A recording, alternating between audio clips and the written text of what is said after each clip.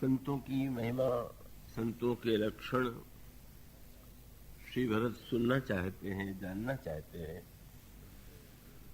तो संतों के लक्षण तो अनगिनत हैं, अनेक हैं। संतन के लक्षण सुनो भ्राता, अगणित सुत पुराण विख्याता। किंतु उन लक्षणों में भी संत का सर्वश्रेष्ठ लक्षण क्या है? और तब प्रभु श्री राघवेंद्र ये कहते हैं कि संसार में अनेक व्यक्तियों के द्वारा सत्कर्म होता है और उस सत्कर्म का उद्देश्य जो होता है वो अपना स्वार्थ है, अपना लाभ। किंतु संत की विशेषता यही है कि उसके जीवन में जो कुछ होता है, जो कुछ वह करता है, वो परहित के लिए करता है, अपने किसी स्वार्थ से प्रेरित हो करके उसके द्वारा कोई कर्म नहीं होता। तो परहित के संदर्भ में जो बात मानस में पंक्तियों के माध्यम से कही गई है वह तो है ही, पर कई प्रसंगों में तो बड़े अद्भुत रूप में परहित की महिमा बताई गई है। भर्तृहरि ने नीति शतक में कहा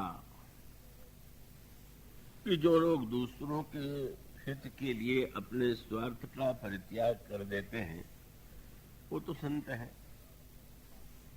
और अपने स्वार्थ के लिए जो दूसरों के स्वार्थ को, हित को नष्ट करते हैं वे राक्षस हैं। पर उन्होंने अंत में एक व्यंग भरा वाक्य कहा कि कुछ लोग ऐसे भी होते हैं कि जो बिना कारण ही दूसरों के लिए कष्ट का निर्माण करते रहते हैं। तो भर्तृहरि जी से पूछा गया कि अब आपने स्वार्थ के लिए जो दूसरों के स्वार्थ को नष्ट करते हैं, आपने उन्हीं को राक्षस बता दिया। तो जो निरर्थक रूप से ही दूसरों का कार्य बिगाड़ा करते हैं, तो भर्तृहरि जी ने कहा थे कि इन्हें जानी महे, हमें नहीं पता कि उन्हें हम कौन सी उपाधि दें। तो इसका अभिप्राय ये है कि वस्तुतः अगर गहराई से विचार करके देखें, चाहे ज्ञान की दृष्टि से, चाहे भक्ति की दृष्टि से और चाहे धर्म की दृष्टि से, परोपकार की महिमा निश्चित रूप से सबसे अधिक। तो अपने स्वार्थ के लिए कर्म करने वाले व्यक्ति तो अनगिनत है, और जब केवल व्यक्ति को अपने स्वार्थ की ही चिंता होती है तो उसको यही प्रतीत होता है, लगता है कि इस व्यक्ति के द्वारा इस व्यक्ति के स्वार्थ को हम सीमित करके, नष्ट करके ही अपना स्वार्थ पूरा कर सकते हैं।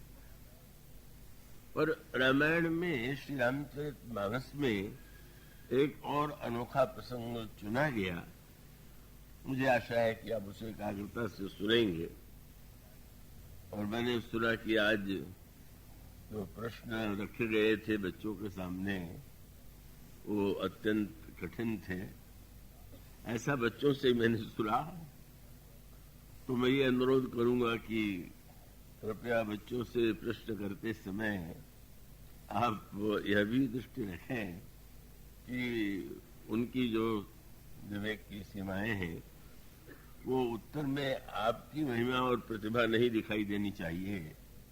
आपके तो बालक ने अगर उसको सरल रूप में ठीक ठीक बात पकड़ ली हो तो यही उसके लिए उपयोगी है। परसों के लिए तो मैंने सुना था बहुत बच्चों ने कल बहुत अच्छे उत्तर दिए थे, पर कल सुना कि आज तो बड़ा कठिन था। तो प्रसंग तो अब मेरे माध्यम से जो कहे जाते हैं वो थोड़ा कठिन होते हुए हैं, क्योंकि इस कथा का वो उद्देश्य जो है मनोरंजन तो नहीं है, तो वो तो अलग अलग कक्षा के लोगों के लिए है और उस दृष्टि से इसको श्रवण करना चाहिए। इसलिए मैंने कह दिया कि आज जिस प्रसंग की चर्चा मैं कर रहा हूं वो थोड़ा मैं चेष्टा ही करूंगा कि अत्यंत सरल हो जाए, और फिर भी वो अपने आप में एक विशिष्ट सिद्धांत का प्रतिपादन है। तो यह एक हमारी जो आध्यात्मिक धारणा है या आध्यात्मिक मान्यता है या आध्यात्मिक सिद्धांत है, उसमें अंतर्मुखता को और आत्म साक्षात्कार को बहुत अधिक महत्व दिया गया। ज्ञान का उद्देश्य क्या है? तो ज्ञान का उद्देश्य है कि व्यक्ति जो है, जो दृश्य प्रपंच है या जो संसार दिखाई दे रहा है, उससे आप अपने आप को अलग करें और विचार पूर्वक यह निर्णय करें कि ये जो वस्तुएं दिखाई दे रही हैं, इसमें कितना सार है और कितना निस्सार है, और उसके पश्चात वो निस्सार को, जो असद है, मिथ्या है, निस्सार है, या जो तत्काल प्रारंभ में सुखदायी प्रतीत होते हैं विषय, परंतु में जो कष्टदायी है, वो उनका परित्याग करता है। और उस स्थिति का नाम ही है वैराग्य। माने जिन संसार की वस्तुओं में लोगों का राग है, तो स्वाभाविक है कि जिसमें हमारा राग है, हम वही पाने की चेष्टा करेंगे।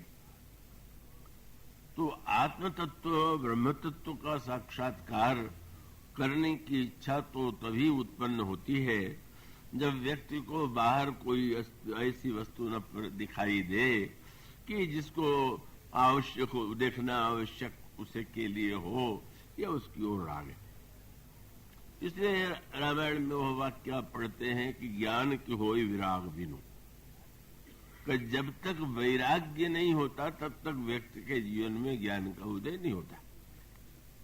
तो अब जब कोई व्यक्ति बाहर के दृश्य को, प्रपंच को मिथ्या मान लेता है, तो वो अंतर्मुख हो जाता है। चाहे साधारणतया ध्यान के द्वारा या और भी व्यक्ति जो है केवल बाहर नहीं भीतर देखने की चेष्टा करता है। और इसको महर्षि पातंजल जी ने कई श्रेणियों में बांटा है। उन्होंने उसको कहा ध्यान, धारणा, प्रत्याहार और समाधि।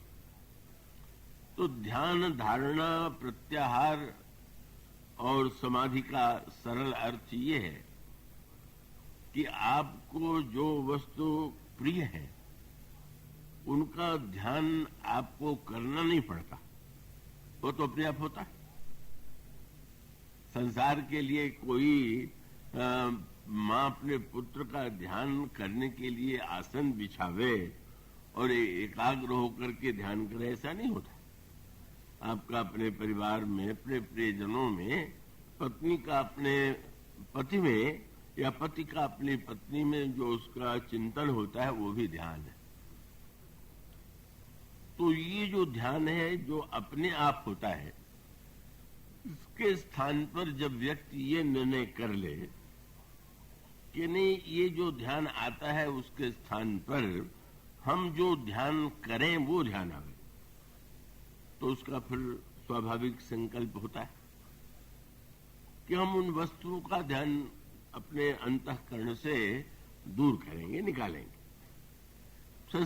ध्यान करने के लिए बैठ गए और किसी वस्तु की याद आ गई, तो याद आ गई तो व्यक्ति को उससे दूर जाना होगा, हटाने की चेष्टा करना होगा, और फिर जिस वस्तु को वह पाना चाहता है उसको पाने के लिए जो साधन है उसका ध्यान करेगा। वो भगवान का ध्यान कर सकता है, मंत्र का ध्यान कर सकता है, गुरु का ध्यान कर सकता है, और उसके पश्चात ध्यान करने के बाद फिर उसी में पहले बैठा तो 2-4 मिनट तक ध्यान की चेष्टा किया, और फिर उसको धीरे धीरे जब स्थिर करने की चेष्टा करते हैं तो वो धारणा है। और ध्यान करते समय जो मन भागता है, उस भागते हुए मन को खींच करके पुनः उसी में लगाना, इसी का नाम प्रत्याहार है। और इसके पश्चात इन तीनों के बाद समाधि की स्थिति का वर्णन शास्त्रों में किया गया। अब उसको इतना वो जटिल प्रसंग है कि उसको बहुत विस्तार से कहने की आवश्यकता नहीं है, किंतु उसका अभिप्राय ये है कि ये तो मन का संदर्भ था, फिर बुद्धि और फिर चित्त और फिर अभिमान, इन सब का शोधन हो जाता है जब इनको हम बहिष्कृत कर देते हैं, तिरस्कृत कर देते हैं, जब हमारे अंतःकरण में इनका स्मरण शेष नहीं रह जाता, तो वही समाधि की स्थिति। और उस समाधि की स्थिति में ही ब्रह्म साक्षात्कार, आत्म साक्षात्कार हुआ करता है। इसी को कहते हैं अपने स्वरूप का अनुसंधान और अपने स्वरूप में स्थित हो जाना। व्यक्ति रूप में उलझा हुआ है, यह संसार का नियम है, और रूप के स्थान पर जो स्वरूप वस्तुतः रूप है, वह स्वरूप क्या है, इसका चिंतन समाधि है। अब यह जो समाधि की स्थिति है, यह तो ज्ञान की दृष्टि से सर्वोच्च स्थिति है, जिसमें ब्रह्म का साक्षात्कार होता है। किंतु प्रश्न यह है कि यह जो आत्म साक्षात्कार है, ब्रह्म का दर्शन है, वह श्रेष्ठ है कि परोपकार श्रेष्ठ है? क्योंकि परोपकार करने की बात तो तभी आप करेंगे जब लोगों को देखेंगे, और लोगों में कौन कष्ट में है, कौन दरिद्रता से या शीत से या कष्ट से व्याकुल है, आप उसको मिटाने की चेष्टा करेंगे। तो जो भीतर चला गया उसे तो बाहर दिखाई नहीं दे रहा। अब वो एक ऐसी ऊंची स्थिति में पहुंच गया कि जहां पर संसार का या संसार का चिंतन रह ही नहीं गया। अब यह जो महानतम स्थिति है, इसमें भी स्व है पर स्वार्थ नहीं है, स्वरूप है।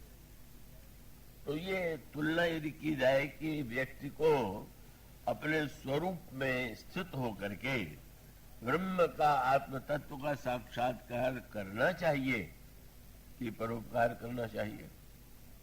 जब आप परोपकार करने चलेंगे तो आपको लोगों का कष्ट भी दिखाई देगा, अभाव और पीड़ा भी दिखाई देगी, और तब बहुत सुंदर प्रसंग आता है मानस के प्रारंभ में। भगवान शंकर की समाधि का वर्णन रामायण में कई प्रसंगों में किया गया है, और उस समय जो समाधि में भगवान शंकर स्थित होते हैं, तो वो तो समाधि का काल बड़ा विशाल होता है। उनके लिए विशाल नहीं होता है, हम लोगों की घड़ी से या हम लोगों के काल की गणना से वो बहुत बड़ा होता है। अब भगवान शंकर के चरित्र में जो चित्र प्रस्तुत किया गया, मैं आशा करता हूं गंभीर प्रसंग अवश्य है, पर आप उसे अगर समझ करके एकाग्रता से सुनेंगे तो समझ में आ जाएगा। प्रश्न ये है कि अगर हम बाहर प्रयत्न करें और प्रयत्न करने के बाद भी हमें सफलता न मिले, तब भगवान शंकर के चरित्र में भी एक ऐसा अवसर आया। अब वो संकेत ये है, बड़े महत्व का है, कि ये जो कथा श्रवण है, ये क्या है? का कथा श्रवण, ये गोस्वामी जी ने एक अनोखा संकेत किया। अब जो व्यक्ति अपने ब्रह्म और स्वरूप में विलीन हो गया, वह तो सुनेगा ही क्या, वह तो उस ब्रह्म के ही चिंतन में डूबा हुआ। लेकिन रामचरितमानस में एक अनोखी बात कही है कि जीवन मुक्त ब्रह्म पर चरित सुनहि तज ध्यान। जो जीवन मुक्त महापुरुष हैं, वे भी कथा श्रवण करने के लिए ध्यान को छोड़ देते हैं, ध्यान का परित्याग कर देते हैं। भगवान शंकर के चरित्र में वह प्रसंग आता है कि वे तो साक्षात भगवान हैं, ईश्वर हैं, पर कैलाश पर्वत पर स्थित है। यह संकेत, कैलाश का जो शिखर है वो सबसे श्रेष्ठ शिखर है, और वह शिखर अगर आध्यात्मिक भाषा में कहें तो ज्ञान का शिखर है। भगवान शिव ज्ञान के शिखर पर समासीन रहते हैं, लेकिन एक दिन उनके हृदय में कथा सुनने की इच्छा उत्पन्न हुई। और तब बहुत मधुर बात आती है। कथा सुनने के लिए व्यक्ति को दो प्रकार के श्रोता होते हैं। एक श्रोता तो वह है कि जिन्हें नीचे से ऊपर जाना पड़ता है, और दूसरे श्रोता वह है कि जिनको ऊपर से नीचे उतरना पड़ता है। तो अधिकांश श्रोता तो बेचारे वही हैं कि अब भाई पहले कथा में बैठे तो शीत से पढ़िए, ऊपर उठिए। ये एक अच्छा लक्षण है कि शीत बढ़ रही है और श्रोताओं की संख्या भी बढ़ रही है, तो अब शीत से भयभीत नहीं हुए। तो यह जो स्थिति है, इसका अभिप्राय कि पहले शीत की चिंता नहीं किया, घर के कामकाज को भी थोड़ा सीमित किया, छोड़ करके आए, और इन सब करने के बाद जब बैठे तो मन को उसमें कथा सुनने में कान के साथ मन को जोड़ लिया। और जब व्यक्ति श्रवण और मन से और बुद्धि और चित्त को जोड़ करके कथा सुनता है तो उसे आनंद आता है पूरा। पर अनेक विघ्न आते हैं, नींद आ जाती। अनेक लोग इस कष्ट से कष्टग्रस्त दिखाई देते हैं। इस बार कुछ कम दिखाई दे रहे हैं, शायद विलंब कम होता है, इसका एक लाभ होगा, या शायद शीत का प्रभाव हो।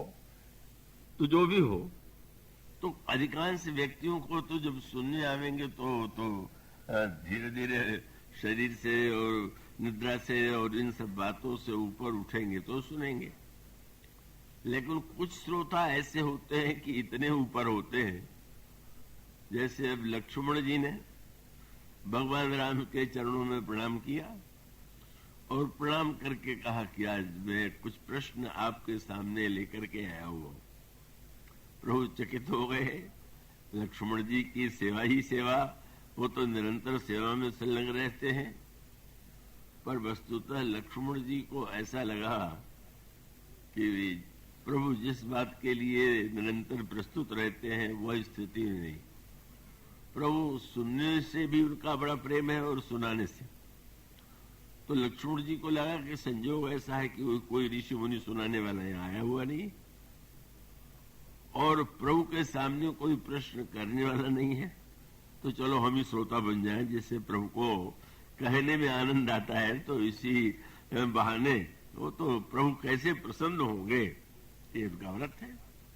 तो इसलिए जितने दार्शनिक प्रश्न थे सब उन्होंने एक साथ कह दिए और कह दिया, कहो ज्ञान विराग और माया, कहो सुभत करो जय दाया, ईश्वर जीव ही भेद प्रभु, सकल कहो समुझाय, जाते होई चरणरति शोक मोह बुझाए।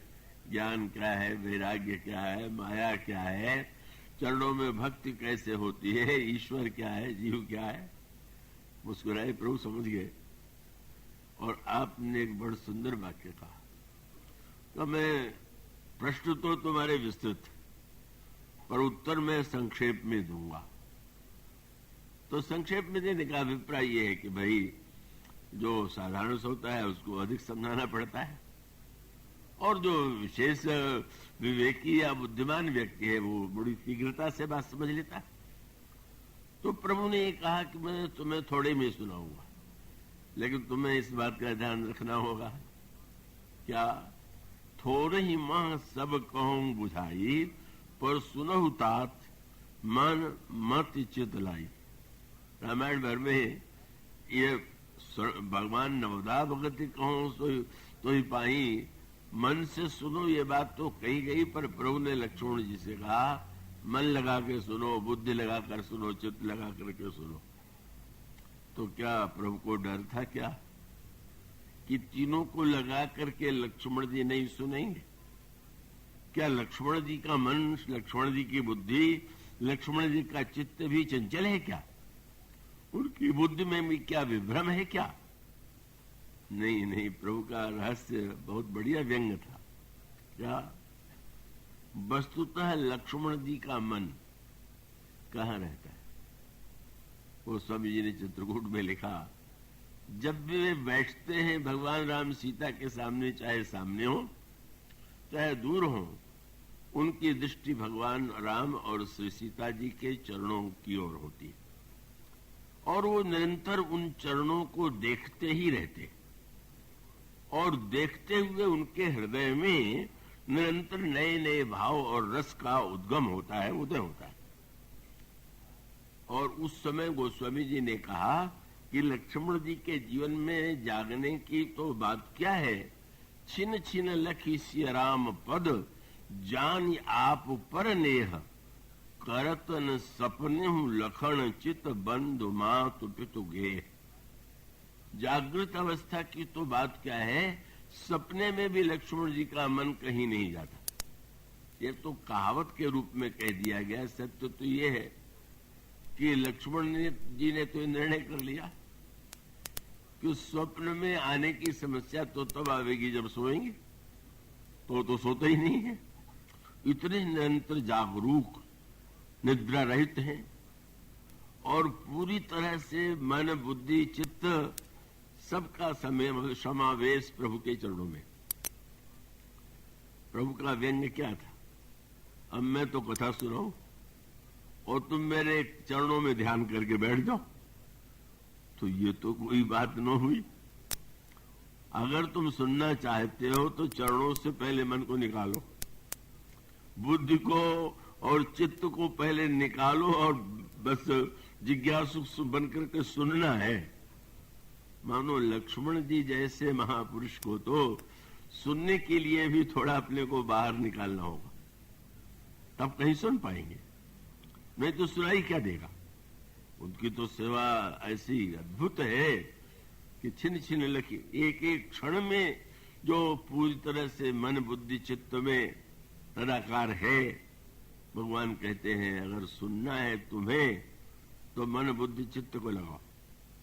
इस प्रसंग में वो गोपियों के उस प्रसंग का ध्यान आ जाता है जिसमें देवर्षि नारद ने किसी गोपी को देखा कि यमुना के किनारे वह नेत्र मूद करके पद्मासन से बैठी हुई। आश्चर्य होने लगा, भला यहाँ ब्रज में योगाभ्यास? अरे लगता है ये ध्यान करने वाली गोपी को ये पता नहीं है कि कृष्ण कौन है। तो उन्होंने गोपी को पुकारा। गोपी ने प्रणाम तो किया, कहा महाराज आपने तो मेरे बड़ा विघ्न कर दिया, मैं तो समाधि का अभ्यास कर रही थी। अरे गोपी इतनी ना समझी, जिन भगवान का साक्षात्कार करने के लिए समाधि में जाया जाता है ध्यान के द्वारा, वो तो नंद बाबा के यहाँ बालक के रूप में जन्म ले चुके हैं। क्या तुमने उनको नहीं देखा है? क्या तुमको नहीं जानती हो? गोपी ने कहा महाराज बस आपने तो मेरे ध्यान का सत्यानाश कर दिया। क्या वो जिस नंद नंदन के लिए आप कह रहे हैं वह मेरे हृदय में, मन में, प्राण में, बुद्धि में इतना समा गया है कि घर का काम काज नहीं होता और तब आलोचना होती। तो मैंने सुना है कि अभ्यास करने से मन खाली होता है, तो मैं ध्यान इसलिए कर रही हूं कि कृष्ण किसी तरह से मन से निकले तब न हम काम करें। तो नारद जी ने साष्टांग प्रणाम किया। धन्य हो तुम ध्यानाभ्यास वसीकृतेन मनसा यन निर्गुणम निष्क्रियम। जिस निर्गुण निराकार ब्रह्म को पाने के लिए योगी लोग ध्यान करते हैं, उस ब्रह्म को तुम निकालना चाहती हो, नहीं निकलता, तो तुमसे बढ़ करके महान कौन होगा? कितना विलक्षण। वही जो संकेत आता है कि बस सर्वत्र सर्वदा हर काल में हृदय तेव श्याम मूर्ति फलन इत उत्जात।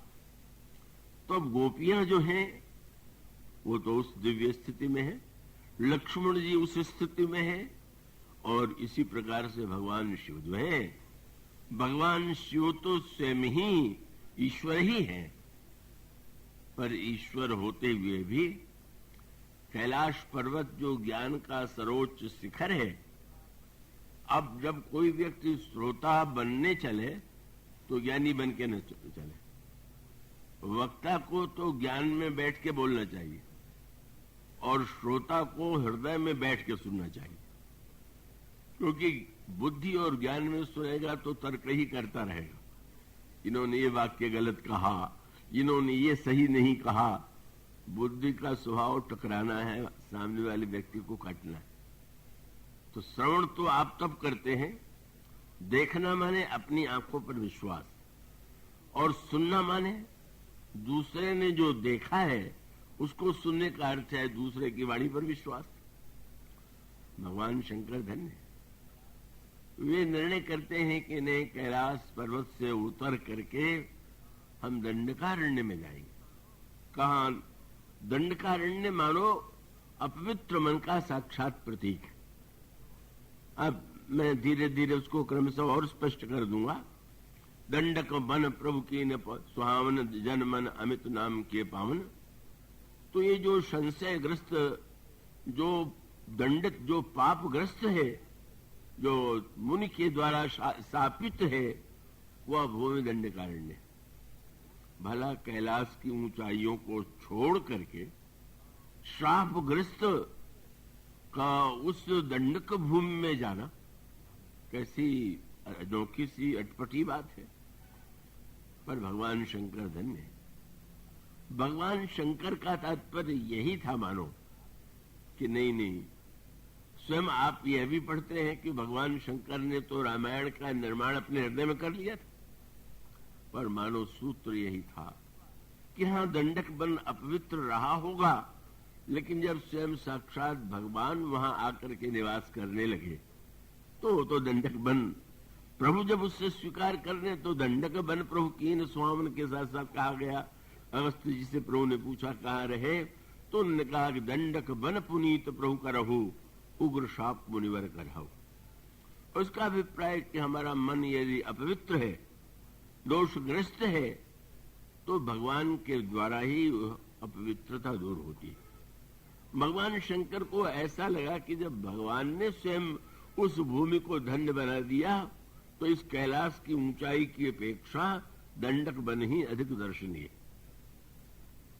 और दंडक वन जब कथा सुनने के लिए वे चले, ऊपर से नीचे उतरे, तो सती जी ने भी स्वाभाविक रूप से अनुरोध किया कि आपके साथ मैं भी कथा श्रवण के लिए चलूंगी। भगवान शंकर और सती जाते हैं। दंडकारण्य में भगवान राम का दर्शन न करके उन्होंने भगवान की कथा सुनने का निर्णय किया। और तब महर्षि अगस्त कुंभज के स्थान पर गए, अगस्त जी के स्थान पर गए, और वहां पर कुंभज ऋषि से भगवान शंकर को देख करके, सती जी को देख करके बड़े आनंदित हुए। आज स्वयं शिव पधारे, आदि शक्ति रूपा सती पधारी। उन्होंने स्वागत किया, पूजन किया, और उसके पश्चात जब वे कथा सुनाने लगे तो शंकर जी तो उतर आए। शंकर जी तो कभी अभिमान युक्त ही नहीं, पर दंडक वन में पहुंच करके भी सती अभिमान के शिखर से अपने को ऊपर नहीं उतार पाई। अभिमान का शिखर माने उन्होंने कथा नहीं सुनी। क्यों नहीं सुना? यह अंतःकरण में अभिमान कि मैं पतिव्रता हूं, और पतिव्रता का तो एक ही धर्म है, केवल अपने पति से प्रेम करना। ताय बचन मन पतिपद प्रेमा। मुझे क्या आवश्यकता है कि मैं राम कथा सुनूं? मेरे लिए क्यों अपेक्षित है कि मैं कथा श्रवण करूं?